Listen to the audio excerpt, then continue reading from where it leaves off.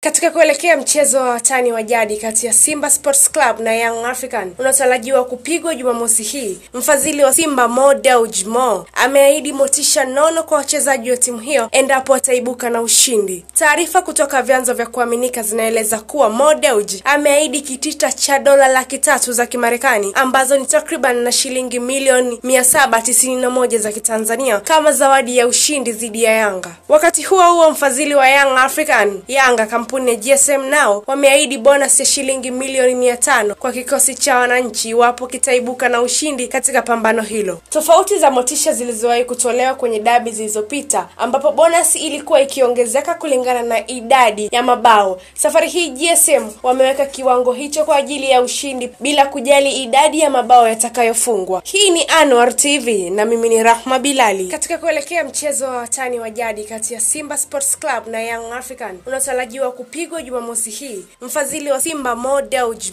ameahidi motisha nono kwa wachezaji wa timu hiyo endapo wataibuka na ushindi. Taarifa kutoka vyanzo vya kuaminika zinaeleza kuwa Mo Dewji ameahidi kitita cha dola 300,000 za Kimarekani ambazo ni takriban na shilingi milioni 791 za Kitanzania kama zawadi ya ushindi dhidi ya Yanga. Wakati huo mfadhili wa Young African, Yanga kampuni ya GSM nao wameahidi bonus ya shilingi milioni 500 kwa kikosi cha wananchi iwapo kitaibuka na ushindi katika pambano hilo. Tofauti za motisha zilizowahi kutolewa kwenye dabi zilizopita ambapo bonus ilikuwa ikiongezeka kulingana na idadi ya mabao.